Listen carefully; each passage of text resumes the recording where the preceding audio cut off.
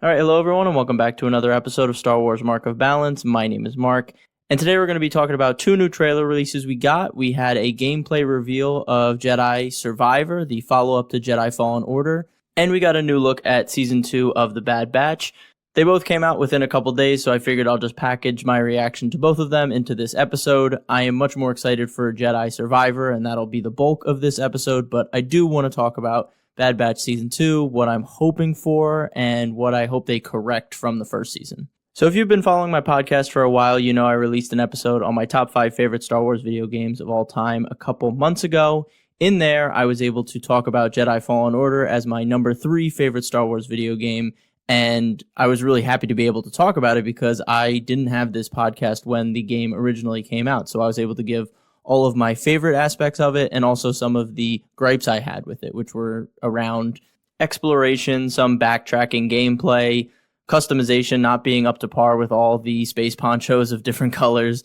And in general, the performance of the game on last gen wasn't great. I know a lot of areas you would walk into and everything would start popping in as you got into the area more, and sometimes your game would just freeze. I know for me, there would be new areas I'd walk into on Kashyyyk, and there would be a 5 to 10 second freeze so everything could load into the game. So I think that'll be taken care of with the next-gen hardware that this game will release on. But those were some of my quick gripes I wanted to talk about. But the reason it landed so high on the list for me was around the story. I think the story was incredible. I think it gave me so much confidence in this new generation of Star Wars storytellers. I think Respawn did an excellent job of paying respect to Star Wars and the themes of Star Wars, but also moved the story forward and expanded the galaxy so much. I loved how they brought in the Zepho, this ancient alien civilization, and how that was the backbone of the story, and how they brought in the Night Sisters and the character of Mirren and Malicos being this fallen Jedi on Dathomir. I thought all of that just made the galaxy feel so much bigger, and that's the most exciting part about this game, Jedi Survivor, is that it seems like it's going to continue that trend of making this galaxy feel so much bigger, when recently with a lot of content we've gotten, it's almost felt like the galaxy was getting smaller. All the characters knew each other, they always ran into each other, but Jedi Fallen Order is, or the franchise Jedi Survivor and Fallen Order, is so confident in trying to expand it. So I'm really excited to see where they go with it. And my hope is that this time around, the gameplay, the exploration is all going to be elevated so that the story and the gameplay will come together to create what Cameron Monaghan said in an interview recently, one of the best Star Wars video games of all time. So let's dive into the trailer, and there's a lot to digest from this trailer. I do want to talk about the combat and gameplay a little bit later. First, I want to focus on the story and the characters. I have to start by talking about the mysterious Bacta-Tank character that we've seen in all of the promotional videos for this game so far. We're provided with some new insights into his backstory. He talks about how his master imprisoned him, so whether that was intentional or his master was just trying to protect him and something must have happened, and that's why he ended up in this Bacta-Tank for who knows how long. It might be decades, it might be hundreds of years. There's been a lot of theories online that he comes from the High Republic era because he's adorning these gold cloaks that were commonly worn by the Jedi during that time period. And you guys know I love the High Republic era of books that have been coming out recently, so seeing that tie-in would be super satisfying for me. And I think it does check out. When Cal does find him, you see that the area he's in has been just overgrown with foliage around his Bacta-Tank, so hundreds of years wouldn't be that big of a stretch.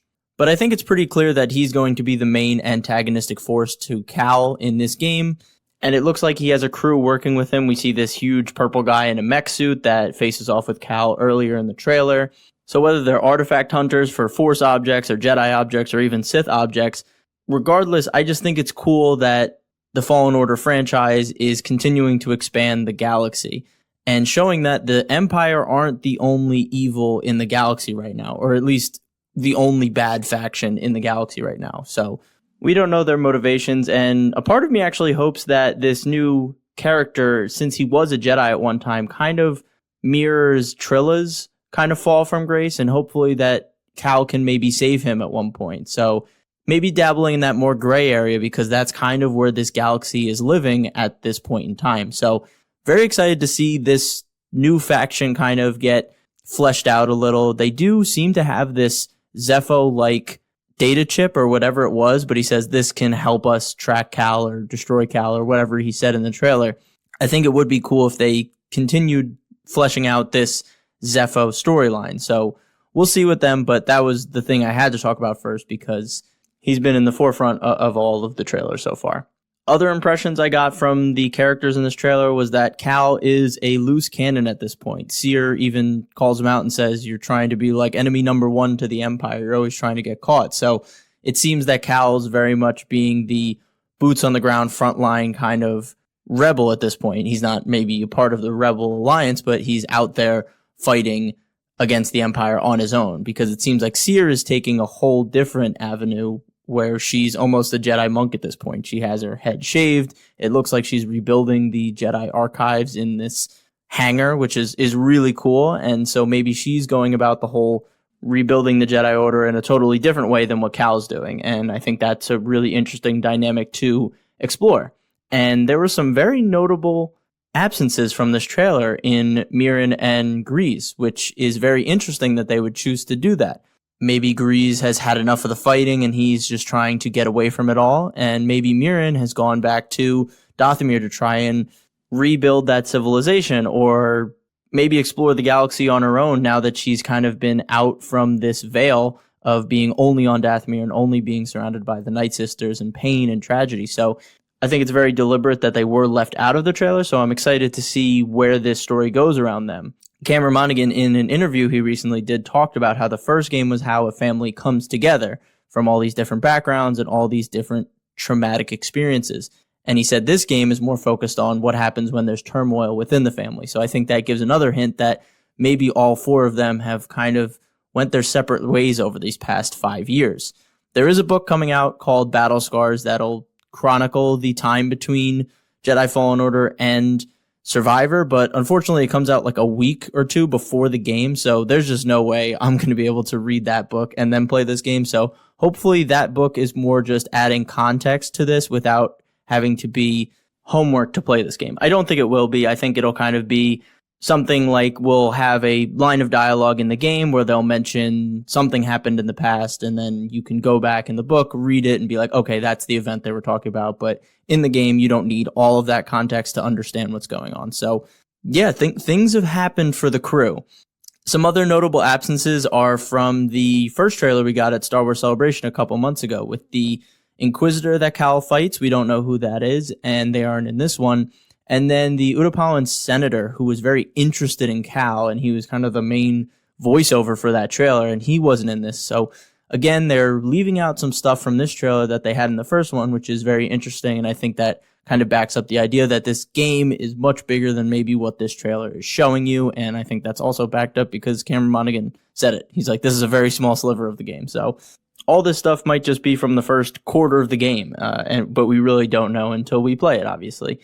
And the last character I want to talk about is the companion character we see towards the end of the trailer, where Cal and him kind of do this combo move on a scout trooper, and his name is Bode. And it seems like they're on Coruscant when they're kind of going through this battle sequence, and I'm thinking that maybe he was a friend from Cal's youth, maybe he ran into him at the Jedi Temple, maybe he was like a mechanic in the Jedi Temple, and they became friends when Cal was a Padawan. We don't know, but I think the most interesting part about this is it shows that companion gameplay will be involved in this game to some degree. So I definitely want to talk about that in the gameplay and combat section, which, you know what, I'll just segue there right now. So companion combat was something I did want after the first game. I thought it'd be so cool to go out on missions with Mirren and kind of fight alongside her while she's using magic and I'm using the Force and a lightsaber. Here we're seeing Bode, who might be a more of a smuggler, bounty hunter type character, so they'll use blasters and equipment while you're using the Force and lightsabers. I think there's a lot of great gameplay opportunity if they introduce this companion gameplay that they've basically confirmed here, and maybe we might run into some other Jedi characters we can fight alongside, because again, from this Cameron Monaghan interview I keep talking about, he did mention we'd see some very big surprises and some familiar faces. So maybe we fight along some other Jedi that we've seen or heard from before. So I think this is a great piece of combat that I was looking forward to, and it looks like they're implementing.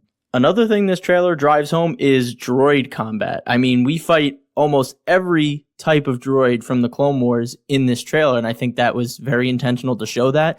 And it also makes me so excited. I mean, I love seeing that we're fighting Magna Guards, we're fighting Commando droids, we're fighting Super Battle droids, and we're fighting just regular battle droids. And it seems like these are both original droid units and repurposed droid units. We see the Commando droids are almost those training dummies that the clones would fight as cadets on Kamino, while later in the trailer we see the battle droids are kind of repurposed with melee weapons and they're repainted, and that kind of reminded me of Clone Wars in that one arc where they go to Iego, and I forget the kid's name, but he basically reprograms all these decommissioned battle droids to be his servants. So that could be another interesting faction that gets involved, is that they have these repurposed droids that fight for them. And I just think it was really cool that they paid homage to Clone Wars in that way, but also in Rebels we see battle droids that were never decommissioned and they were still working and they could still fight. And maybe Cal kind of runs into that situation where there was a downed separatist ship and the droids kind of never were destroyed, or there was leftover battery and they've kind of just been roaming around, or maybe Cal activates them by accident.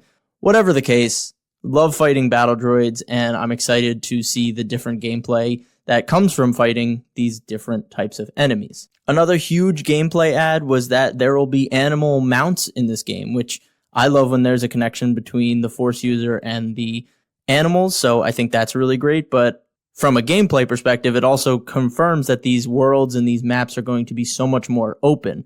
While I enjoyed like the linear combat of the first game, it was very linear. You kind of were in these different tight corridor sections and there weren't many open areas. There was definitely places where it opened up, but you were still on a linear path. Here, it seems like these worlds are going to be way more open. We see Cal destroy a droid as he's running by on this ostrich looking thing.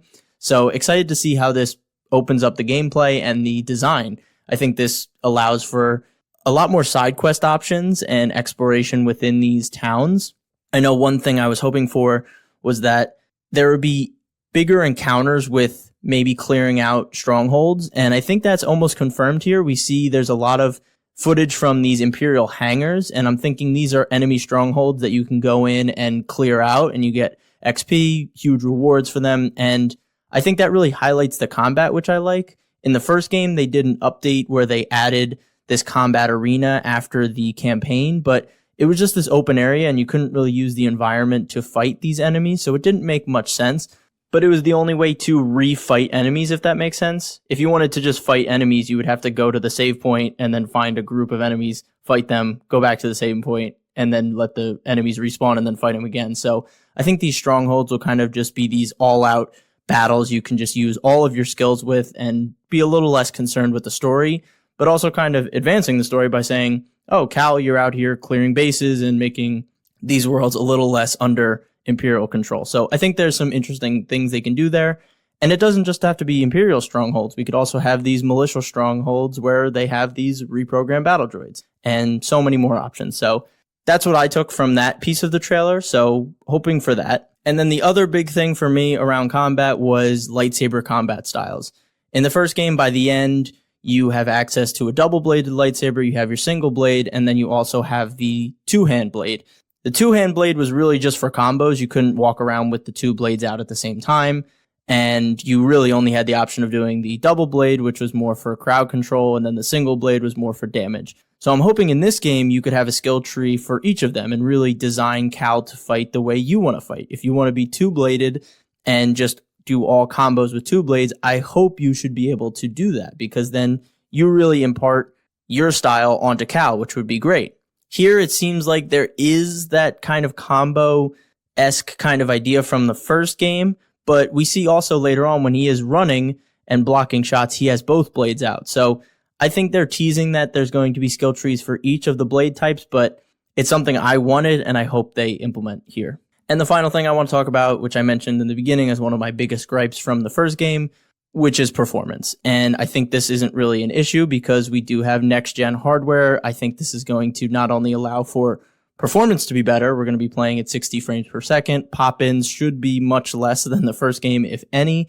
But also, I think it adds the amount of enemies that could be on screen at one time. I think it'll only enhance the gameplay variety that you'll have throughout the game if you can put all these different enemy types on the screen without it slowing down the game, or they don't have enough power to have that many assets on the screen at one time doing their own AI, whatever. I'm not, a game designer. I don't have that coding background, but I think you guys understand what I'm trying to say. I think next gen is huge for this game. I think it was one of the biggest setbacks from the first game, but this will all be solved with the PS5 and the Xbox Series X.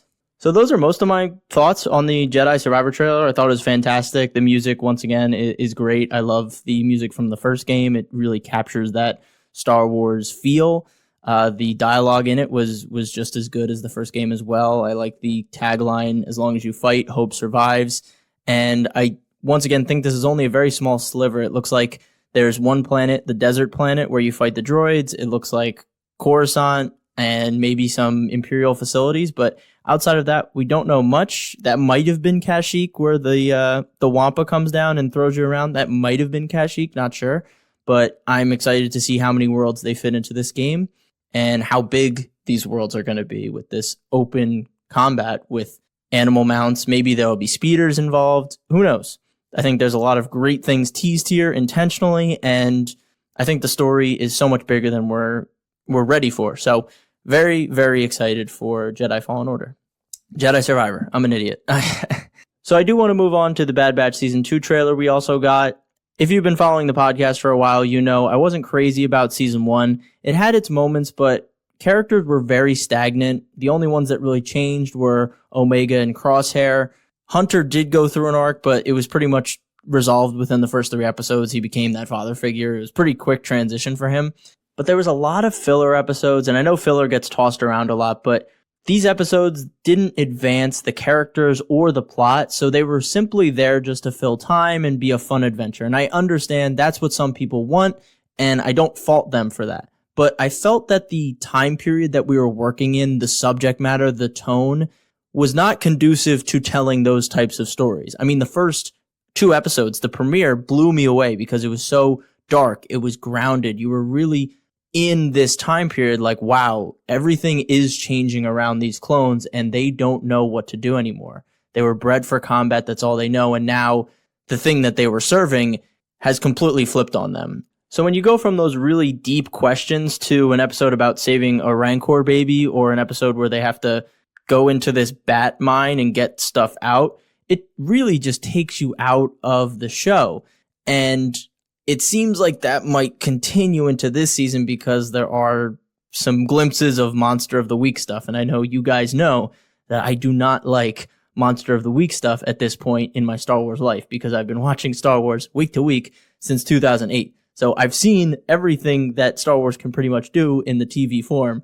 So I hope when I get new Star Wars TV that they change it a little. So I really hope that they don't rely on Monster of the Week stuff because I just turn my brain off. It never has ever blown me away or changed my perspective on Monster of the Week stuff. So the Zillo Beast was pretty cool in Clone Wars, but that was just a retelling of like Godzilla. So I don't know. Anyway, I think one of the biggest missed opportunities from season 1 was really exploring Echo and his character. He has been through everything. He fought through the Clone Wars, he became a POW, and now he's a half droid. And throughout the first season, he just was like window dressing. He didn't do much, he didn't say much. And I just felt like it was such a disservice to his character because he was one of my favorite clones, if not my favorite clone from the Clone Wars. Because you did see his journey from a cadet all the way up to an ARC trooper, and we thought he died, but then he came back and you almost wish he died because it was such a horrific thing that happened to him. So I think that is addressed in this trailer, which I was very happy to see. It seems like Echo has a voice. He talks to Omega, like, you were the right decision. Taking you away and bringing you with us was a good decision. And then later on, he's like, we should be doing more. We should be helping more. So I like that he's becoming a character, which is great. I hope the same happens with Tech and Wrecker. Like, they start to evolve a little. They're not just the big guy and the nerdy guy that has no social cues. Like, I hope that changes. The other thing that I really liked in this trailer was that Commander Cody is back, but he's not just back to be a big bad. It looks like he's back and he's going to be a very interesting character. He's not painted as the bad guy here. Crosshair is more like the bad guy when they have that conversation in the trailer. And I think this is perfect because Cody's character has always been follow the rules, follow protocol, And it kind of fits in with the Empire's mindset. He's like, we're just here to follow orders and bring peace and justice to the galaxy. So it makes sense that he would continue to follow the Empire and not really question these orders. And him having the conversation with Crosshair, you're seeing him go, maybe I'm on the wrong side here. And maybe we'll get a Rex and Cody reunion. That would be incredible. But I think Cody was great in this trailer, and I am excited to explore him a little more because he was basically one of the worst guys in the prequels because he shoots at Kenobi and the lizard guy. And then in Clone Wars, he was like, oh, okay, he just, he's a high-ranking commander. Everyone respects him, and he follows the rules. We see that with rookies, with him and Rex going to the Rishi base, and Anakin and Obi-Wan talking to each other like, oh, Rex is so much better, and Kenobi's like, well, he doesn't follow protocol. Cody, that's a good soldier. He follows rules. He follows orders. So it is exciting to see maybe those two cross paths again with Rex and Cody. The other thing I liked about his design is that he now has gray instead of orange, kind of reinforcing that idea that the Empire is getting rid of individuality, taking away the color that made the clones unique and making them kind of fall in line to the new regime. So I like the little hints that they add here. We see more clone/stormtrooper helmet designs where they're kind of transitioning away from the clone armor and moving more towards the stormtroopers. At the end of season 1, we got the Republic Commandos being almost the training units for these new TK units. I'm very curious to see if the Commandos eventually become the Death Troopers. I think their helmet design kind of replicates that, so I think it would be very cool to see how that all starts. So all in all, it seems like they're moving in the right direction with asking the right questions about clones. What's their place in the new galaxy? I think that was when season 1 was at its strongest, was that Commander Hauser on Ryloth and him going against his own clones, and then the other clones being like, you know what, I'm with him. I think that's when the show is at its strongest, when it's looking at the clones, their place in the galaxy, and also how the Empire is changing around them. So that seems to be front and center, so excited to see that. As for locations, we see Coruscant at one point. We see Sereno, Dooku's palace, which is very interesting. Maybe that's the heist they have to pull off because we know Dooku was the Count of Sereno, so we know he is very wealthy. So maybe that's the heist. I don't know. Maybe they're there for the money. I don't know.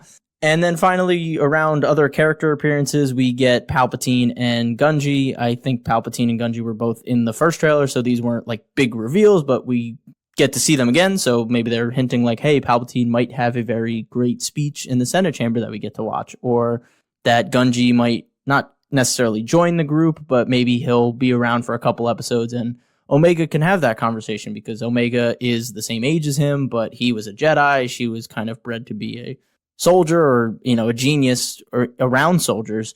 So that'll be cool to see that dynamic there. I hope they really dive into Project Warmantle, what that is, and into Omega's alpha beta thing with Boba. Like, what was their plan with Omega? So overall, season 1 did not blow me away, but if it follows the trend of other Star Wars animated shows, they only get better as the seasons go on. Clone Wars season 1 was the best of the 3 shows, but it also was not as good as it could be, and it got amazing towards the end. Same thing with Rebels. Season 1 was very okay, had its really good moments, but as it moved on, it got amazing. So I'm hoping that we follow that same trajectory here.